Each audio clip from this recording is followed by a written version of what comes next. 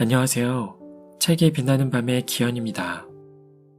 오늘 소개해드릴 책은 지루징 짐, 정유의 옮김, 살아가는데 가장 많이 써먹는 심리학이라는 책입니다.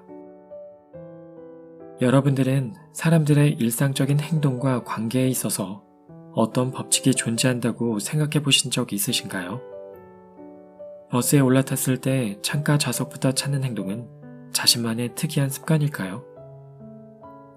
이 책에는 이러한 일상 속 행동들에 작용하는 인간의 심리를 다양한 사례를 들어 소개하고 있습니다. 각 챕터들은 제목만으로도 굉장한 흥미를 유발하는데요. 여러분들도 이 책을 통해 평소 하던 행동들과 관계 속에 어떤 심리들이 담겨 있었는지 알아가는 시간이 되시길 바랍니다.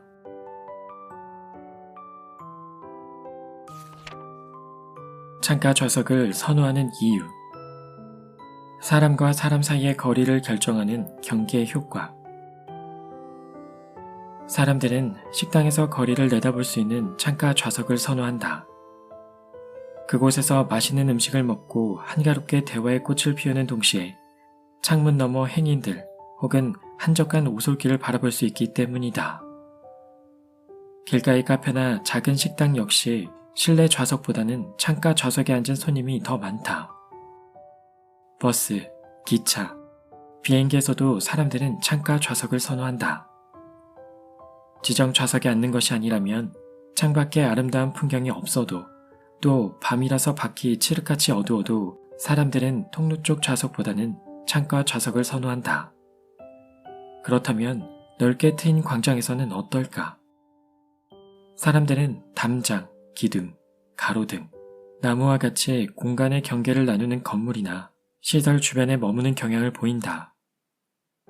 드넓은 모래사장에서도 사람들은 가장자리에서 휴식을 취하고 그곳이 붐빌 때에서야 비로소 중간에 개방된 공간으로 자리를 옮긴다. 창가 좌석을 선호하거나 광장의 건물이나 시설 부근에 머무는 현상은 생활 속에서 매우 쉽게 찾아볼 수 있다. 그렇다면 그 이유는 무엇일까? 사람들은 각자의 취향에 따라 선택하는데 그 취향은 매우 편향적이다. 생크림 케이크를 즐겨 먹는 사람이 있는 반면에 초콜릿 케이크를 좋아하는 사람이 있다. 커피에 크림과 설탕을 넣어 마시는 사람이 있는가 하면 쓰디 쓴 블랙 커피를 즐겨 마시는 사람이 있다. 사람마다 각각 생각이 다르고 취향도 다른데 좌석을 선택할 때만큼은 놀랍게도 일치된 행동을 보인다. 그렇다면 여기에 무언가 인류의 공통된 특성이 존재하는 것은 아닐까? 경계는 숲을 파악할 수 있는 시야를 제공한다. 심리학자 데얼크 대 용에는 엣지 효과라고 불리는 이론을 제시했다. 그는 사람들이 일정한 구역의 가장자리에 머무는 것을 좋아하고 넓은 중간지대를 마지막으로 선택하는 것은 안전을 추구하는 인간의 본성에 근원을 둔 심리라고 설명한다. 인간은 천성적으로 타인과 어울리는 것을 좋아하며 안전한 공간을 찾는다. 창가 혹은 경계에 가까운 위치는 이 두 가지 본성을 동시에 만족시킨다. 창가에 앉으면 주변 사람들과 교류가 가능하면서도 자신의 개인적 공간의 반이 창가에 가려져 있어서 외부 공간으로부터 자신을 가능한 한 적게 노출할 수 있다. 이렇게 상대적으로 안전한 위치에 놓이면 갑작스러운 상황이 발생했을 때 그 자리에 남아 상황을 주시하든 신속하게 대처하든 다른 사람보다 훨씬 더 유리하게 행동할 수 있다. 즉, 경계는 개인에게 전체적인 상황을 파악할 수 있는 시야를 제공한다. 인간은 자신의 안전을 확보하고 전체적인 상황을 파악한 뒤에야 비로소 주변 사람들을 관찰한다. 이러한 관찰을 통해 얻은 다양한 정보를 선별하고 판단해서 최종적으로 누구에게 말을 걸지 혹은 친근하게 다가갈지 등을 결정한다. 그 밖의 모든 사람에게는 투명한 공기방울과 같은 개인적 공간이 있다. 그것은 색도 맛도 없고 눈에 보이지도 않으며 만져지지 않지만 사람과 사람 사이의 거리를 결정한다.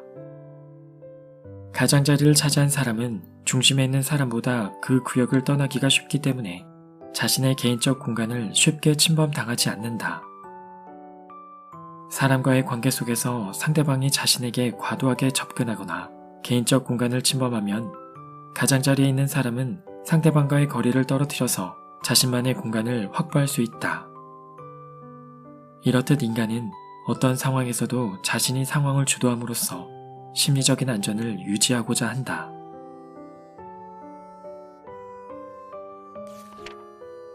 우리는 지나치게 가깝습니다. 서로를 존중하는 법. 어떤 사람이 홀로 차를 몰고 여행을 떠났다. 네이문구에 들어섰을 때 그의 시야에 그림처럼 아름다운 풍경이 펼쳐졌다. 끝없이 펼쳐진 벌판은 온통 초록빛으로 가득했고 저 멀리 떨어진 풀밭에는 보일락 말락한 몇 마리 소와 양이 풀을 뜯고 있었다. 푸르른 하늘에는 흰 구름이 두둥실 떠있고 검은색 송골매가 공중을 선회하며 지면으로 내려앉는가 싶더니 금세 하늘 높이 솟아올랐다. 그는 이 보기 드문 풍경에 감탄하며 생각했다. 이것이야말로 시에서 읽던 푸르른 초원이 아닌가. 그는 차에서 내린 뒤 서둘러 카메라를 꺼내 눈앞의 화면을 사진으로 남기고자 했다. 좀 더 가까운 거리에서 사진을 찍기 위해 도로를 나와서 초원으로 들어갔다. 그런데 초원에 가까이 다가간 그는 소스라치게 놀라고 말았다. 공중을 비상하던 송골매는 바람에 날리는 검은색 비닐봉투였던 것이다. 그는 놀라서 고개를 연신 저으며 말했다. 가까이 가지 말았어야 했어. 카메라에 아름다운 화면을 담는 것으로 만족해야 했어.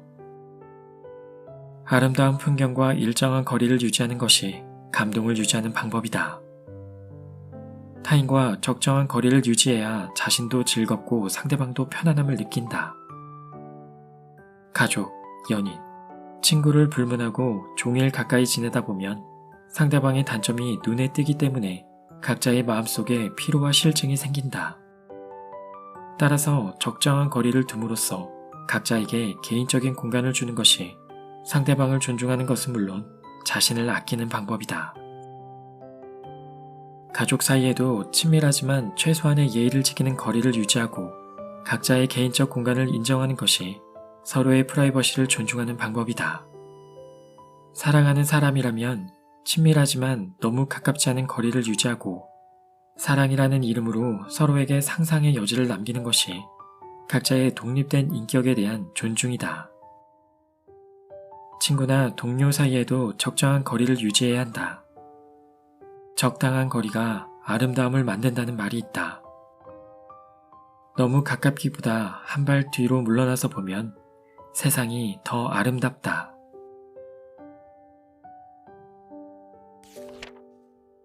소중한 친구는 한 사람이면 충분한가? 좋은 충고를 얻는 법. 사람들은 각각 특정한 분야에 대한 지식과 기술만 있기 때문에 언제나 다른 사람의 도움이 필요하다. 당신이 훌륭한 학자라고 해도 탁자와 의자를 맞춤 제작하고 싶다면 묵수를 찾아가야 한다. 경제학에서 A+를 받았다고 해도 집을 구입하려면 부동산 중개인의 도움이 필요하다. 각 사람의 능력은 유한하기 때문에 혼자서 모든 지식을 배울 수 없고 생활에 필요한 모든 기술을 익힐 수 없다. 따라서 사람은 모름지기 자신의 부족함을 깨닫고 주변 사람들에게서 자신에게는 없는 품성과 몰랐던 지식을 발견하며 조금씩 성장해야 한다. CD에게는 쉬팡이라는 친구가 있다. 쉬팡은 성격이 화통하고 잔꾀를 부리지 않고 감추거나 속이는 것이 없어서 친구들 사이에서 인기가 좋다. 그런데 그에게도 한 가지 결점이 있다. 화를 잘 내고 상대방의 기분은 아랑곳하지 않은 채 자신의 생각을 고지고대로 얘기한다. 그는 주변에 누군가 실수하면 상대방을 매섭게 다그치고 체면도 봐주지 않는다. CD는 쉬팡에게 자주 그런 나쁜 버릇은 고쳐야 한다고 지적했다. 그럴 때마다 쉬팡은 이렇게 대꾸했다. 강사는 바뀌어도 본성은 바뀌지 못한다는 말도 있잖아. 내가 이렇게 살아온 세월이 얼만데 그게 바뀌어지겠어? 그리고 말이 나와서 하는 말인데 나를 정말 이해하는 사람이라면 내가 심하게 말해도 마음에 담아두지 않는다고. 시디야말로 슈팡을 가장 잘 이해하는 사람이지만 슈팡이 내뱉는 독설에 당혹스러울 때가 있다.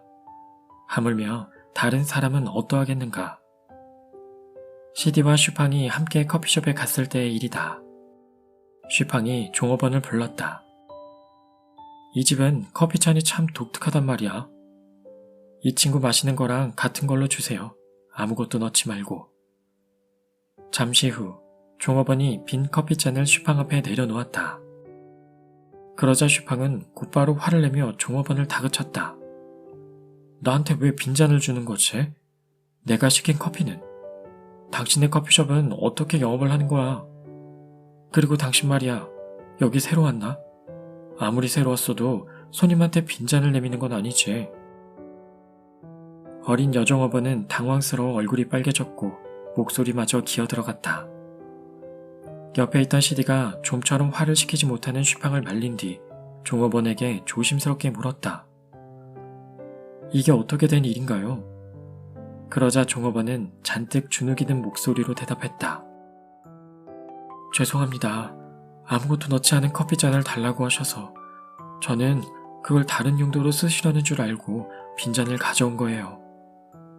슈팡은 종업원의 해명을 듣고 나자 방금 그렇게 다짜고짜 사람을 다그치는 게 아니었는데 하는 마음이 들었다. 슈팡은 자리에서 일어서서 종업원에게 정중하게 사과하며 설탕과 크림을 넣지 않은 커피 한 잔을 달라고 공손히 부탁했다. 시디는 눈앞에서 펼쳐진 이 광경에 놀라서 슈팡에게 말했다. 웬일이니? 내가 성질을 부릴 때는 그렇게 밉상이더니 사과할 때는 또 이렇게 성의를 다하는구나. 슈팡이 웃으며 대답했다. 내가 오늘에서야 나에게도 장점이 있다는 걸 알았구나. 그가 가진 장점이 내게도 있는가? 결점투성인 친구라도 분명 칭찬할 만한 장점이 있다. 친구로서 상대방의 결점을 보면 적절한 방법으로 지적을 해야겠지만 그에게 있는 장점도 인내심을 가지고 발견할 줄 알아야 한다. 또한 스스로 자신을 돌아보며 자문해보라. 그가 가진 장점들이 내게도 있는가? 미국의 한 작가는 이런 말을 했다. 절친 한 사람이 당신에게 필요한 모든 것을 가져다 주리라 기대하지 마라. 이 말은 곧 다양한 친구를 사귀고 그들에게서 각기 다른 장점을 본받으라는 뜻이다. 1. 가정, 인간관계 등의 영역에서 경험이 풍부하고 매우 영리한 친구에게는 좋은 충고를 얻을 수 있다. 살면서 부닥치는 어려움에 어찌할 바를 모르고 당황할 때 당신이 기댈 수 있는 기둥이 되어준다. 취향이 비슷하고 뜻이 잘 맞는 친구는 당신이 가진 가치관, 취향, 인생의 목표 등의 긍정적인 피드백을 줄 수 있고 희로애락도 함께 나눌 수 있다. 이렇게 서로에게 긍정적인 영향을 주는 우정은 당신에게 심리적인 안정감을 준다. 이런 친구가 있기 때문에 당신은 더욱 즐겁게 성장할 수 있으며 더욱 쉽게 꿈을 이룰 수 있다.